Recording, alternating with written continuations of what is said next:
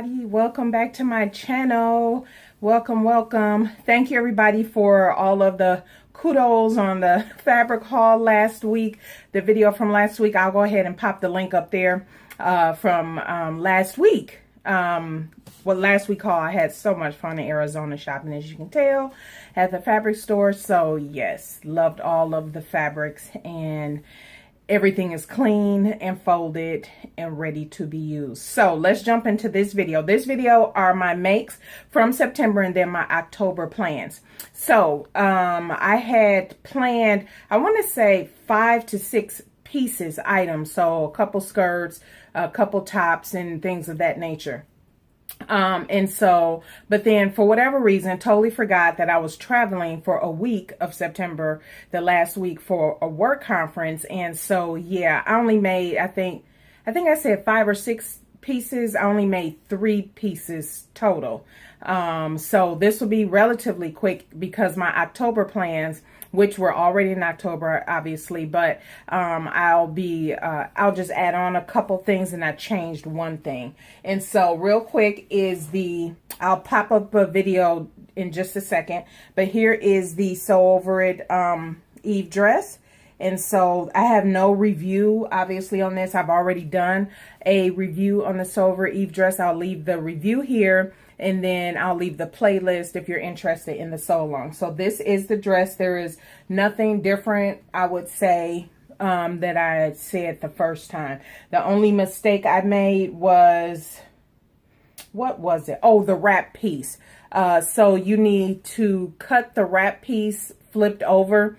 I didn't flip it over and had to end up cutting it out again, which I was kind of kicking myself for because I know better, but because I want to use this fabric for something else as well. As a matter of fact, if you can tell in the video, I'll pop up the video in a minute, but it doesn't close all the way at the top. My first sew over it did, but since it has opened about the same amount as on this top, and that is a knit. That was a Liverpool knit, and so, which is fine. So what I'm going to do for both of these dresses is with this fabric that I have quite a bit of it left. I am going to make I think it's called the Ella Cami. I'll pop up a picture of the Ella Cami and out of the fabric, and I'll wear that up underneath this. And plus then I can wear that cami up under other solid blacks or something like that. And I will make a, what is it?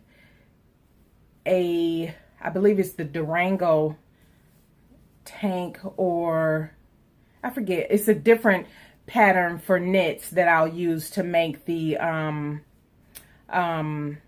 to go up under my other Eve wrap dress. So yes, and I am actually wearing today the cashmerette, what is it, the cashmerette Concord tee, and I made this months ago, and first time I ever got a collar to lay down nicely, but I didn't top stitch.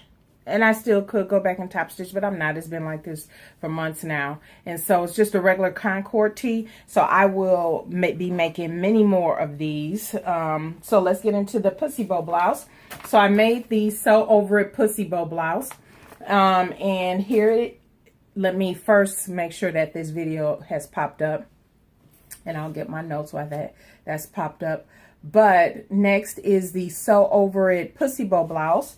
And so, you know, I use that lovely rayon challis I got from Cali Fabrics. And the dress, the fabric for my dress, I also got that from Cali Fabrics as well. And I did say in the video, if you go to the video for the Sew Over It Sew Along, in any video, it'll have the link directly to that fabric. And this here, excuse me, was part of my, excuse me, August haul video, and I have the link in that video where I got this fabric from. But anyway, here is the pussy bow blouse. I absolutely love it. I'll also have a short video clip of that, but I absolutely love it. Let me look at my notes. This is definitely not beginner friendly. Definitely not beginner friendly. It was so funny. I was watching Sew Shelley, SEWSHELLEY. She did a pussy bow blouse too. And we pretty much had the exact same comments. And so it is relatively easy to put together, I would say, for an advanced beginner or intermediate person. Although it's just, I think it's just 5 pieces. Yes, it's just the 5 pieces. There were some parts that weren't very clear for me. Like it was something with this collar. Like I know this one is, and you'll see in a video clip, when you tie, should go like this. Well, I didn't think to go on the blog or look or reach out to sew over it, but so Shelly did. So now I know for next time. So here's the deal. This here is to sew down up to 1 inch before you get down to the bottom. See, mine is closed, and so was Shelly's. But the directions weren't very clear about that. The directions were very easy to follow, but it just wasn't clear to stop 1 inch before you get to the bottom. Maybe it could have said stop 1 inch before you get to the bottom, because then once you tie it, then this would lay flat. But right now when I tie it, this kind of flops open at the bottom, but it still looks nice. I mean, it doesn't look bad at all. But now I know to stop 1 inch, and I'm making notes in my my pattern instructions just to stop 1 inch. And then so once you tie, so then there's a gap. So then you have that gap at the bottom. And so the other tricky part was the cuffs. This was my first time ever doing cuffs. So I was excited about doing a cuff. And so the one thing I do like is the gathers weren't that much, but it's noticeable. I mean, you can see that there's gathers, on the bottom there. But there's it's called a rouleau loop or something to that effect. I think Shelly mentioned in her video, it said to use bias binding. I don't know that I caught that. I just used my fabric, and she said she ended up using her fabric too. So I just used my fabric, but that little loop that you're supposed to make, and let me just unbutton this real quick so I can show you what I'm saying. This thing was so hard to do because it's so small, and you have to flip it inside out then. See that little loop? So yeah, hopefully you can see that. Yeah, there you go. You can see that. But that little sucker was a booger to flip to the other side. And then of course you're doing hand stitching all in there. I tried to stitch in the ditch, I think, on the other sleeve. And yeah, you could definitely tell. But see, I went ahead and did the slip stitch. But yeah, so this here is also tricky. And so definitely this is not, I wouldn't say beginner, definitely intermediate or advanced beginner. And I consider myself an advanced beginner. But there are no buttons up the front. It actually just sew the seam up the front. I was not trying to pattern match, but I was making sure that, you know, the flowers didn't fall right on the the bust points too. So, and then the back, it's just very pretty. So pretty. So pretty. Sorry, it's wrinkly. Oh, and let me show you this. I don't know if I caught this in the video clip, but look, I left the bottoms overlocked. And I was overlocking the bottom to fold it under. And I was considering, again, with this and with my other piece, to make my bias binding to do on the bottom. But I actually liked the way that looked. I don't know why. I haven't the slightest idea why I think that looks so nice, but I did. And so I left it. And it's going to, anytime I wear this shirt or this blouse, it's going to be tucked in anyway. There's not going to be a point that I would see I will wear this out. And unless I wore, no, I was going to say unless I wore it with jeans, but see, I don't wear jeans. I'm not planning on even wearing jeans anytime soon until I get to my goal weight so I can make me some jeans. But if I had a pair of jeans, I would rock this with some jeans and I would wear it out, and I would be totally fine with the bottom like that. Totally fine. So yeah, I love it. Very, very nice. Very good for a beginner, or not beginner, I'm sorry, advanced beginner. I overlocked all of the insides, even the inside of the neck. I don't know if you can tell, But next time I will go ahead and overlock the whole neck edge as opposed to waiting, because initially this wasn't, and so the what do you call it, the inside seams there was exposed, and I didn't like the way that looked. So I just went back and overlocked it before I attached the pussy bow blouse piece. So, but I love it. I love it. I love it. I'll go ahead and show that clip real quick so you can see how that looked. And then the last piece I made very easy. Let me show it to you. Let me show you my notes. Was the McCall's 3830. I did view D, the pencil skirt. This is my second time making this. This is so easy, but guess what? I messed this thing up. I mean, you cannot tell because it is black, so you cannot tell. Nobody can tell. And as you can see in the video clip, I wore the skirt and the pussy bow blouse together, which was my intention when I made it. Here is the skirt. Looks fine, right? Here is the back. Look at my first invisible zipper. Look at that sucker. And I usually like to see my zippers, but I was like, let me go ahead and give this invisible zipper thing a try. And look at that. Zips up nice and everything. And so, yeah, looks good on the outside. Let me flip her over. And here, again, I was going to create my bias binding for the hemline of the lining, because what I did different, which this skirt pattern does not call for, is I lined the entire inside. Looks good, don't it? And look at that. I used bias binding on the bottom of the, this time, the bottom of my lining. And I used bias binding on the bottom of the skirt too. But I just used this stuff. I tell you, this polyester, I think this is a polyester crepe. This stuff,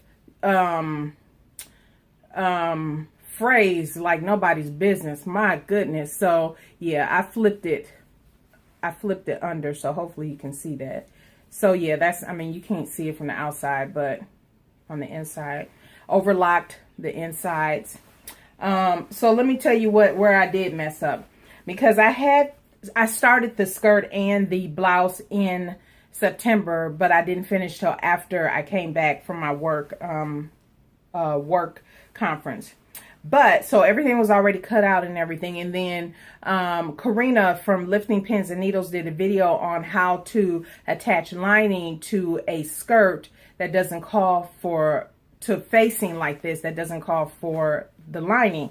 And so I was like, oh, you know what? I didn't finish my skirt. Let me make sure, you know, I got all my pieces lined up right. And so I didn't. And instead of recutting this out, because I have enough, and this is the reason why I didn't do the bias binding, I have just enough to do a either camisole or a nice little tank top shell.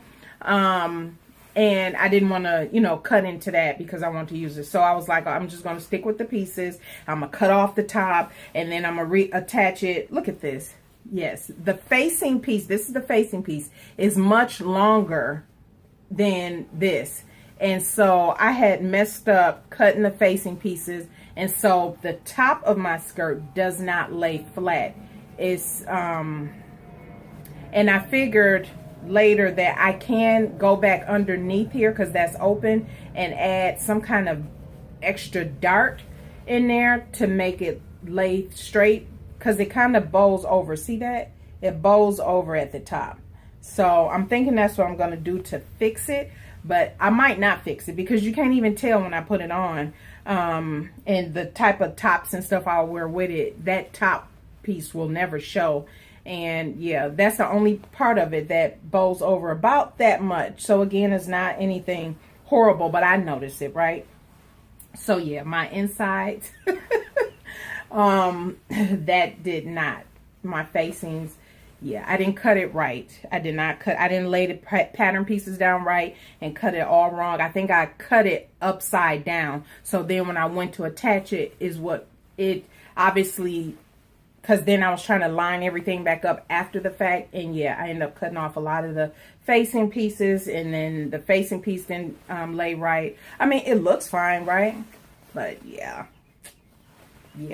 And like I said, I did the bias binding. I mean, it looks fine, but yeah, when I know, you know, when you look up close at something, it's like, yeah. And this is such an easy pattern, y'all. So this is the pattern I did. If you saw back in February or March, that was the first garment I sewed when I got back into serious sewing. And so it is very easy. But yeah, see what happened when you do it very easy and think, oh, I got this. And yeah, but anyway, I do like how the bias binding look. And like I said, I was going to make mine for this, but I have just enough of this. And remember, I used this for my Hollyburn Alma blouse. And so, and this is this is a bed sheet from the Goodwill I bought that I've been able to use now a couple times. And so I still have enough left for a kind of a sleeveless tank. So yeah, so that's it. Those were all my makes for September. My reviews on everything. I don't think I left anything off. What I am doing for October, I am still doing the Sinclair cardigan. Candy cardigan. I'm still doing and I'll pop up the picture here, and let me get the fabric so I can show it to you. Okay, so I'm already started on these others, but I'm doing, and I'll pop up a picture here. Let me scoot over, make sure I can get a good picture popped up. But I am doing the cashmere Dartmouth top in this. Hopefully that comes across brown. Those that it might look black, but that is a dark brown. And I'm doing the Ponte, the skirt. I'm doing the Sinclair patterns, the skirt, and the cardigan. And this is a chocolate brown Ponte knit, and this is a jersey. And both, as you can tell, I got from Fabric Mart. So yes, so that's the top. The other thing I am doing, again, because I'm so behind on my separates, so I decided to do a little bit more of some solids. So I am doing and you know what, I'll just pop up a picture because I don't think you're going to see it because of the glare. I'm going to do the Margarita skirt here and the Margarita Edie cardigan, the shorter version. And so the cardigan will be made out of this. This is also something I got from Fabric Mart. This is a sweater, you know, nice for a knit. So I'm going to do the cardigan in this, and the skirt is going to be done in this. This is nothing but a black knit, and this is another Ponte, and I got this from Fabric Mart. Actually, probably, and this is more. I think this is more of a.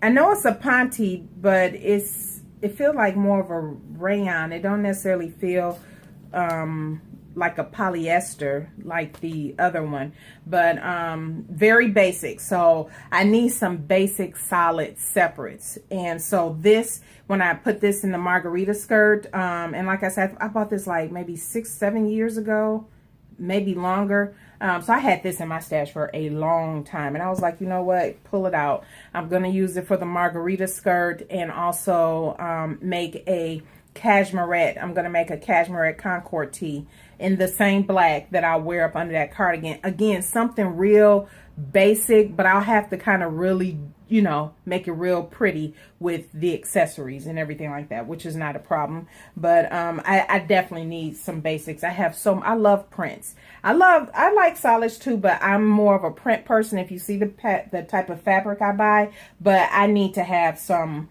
easy interchangeable solids as well for work. So I'm still working on my Curvy Girl work wardrobe here, so that will work for work. And then that's it.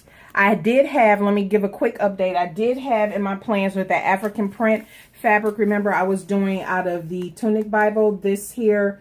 I said I was going to do a top. I decided I am going to do a tunic dress. And so I'm thinking I might switch and do this one now, since I'm going to do a dress. It's longer.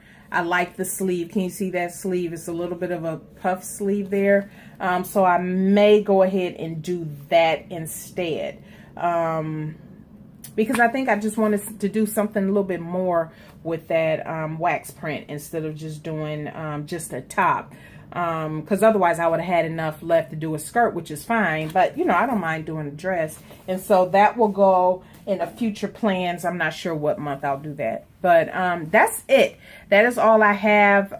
Again, we've already started in the month of October. And so, yeah, I am going to get cracking. Of course, Sunday is football Sunday. Go Pack Go. And so I will be watching football, and then maybe later in the day, if they come on early, so later in the day I might get a chance to get back to my sewing. So we shall see. But anyway, thank you everybody for tuning in. If you have any questions or comments, please leave them below.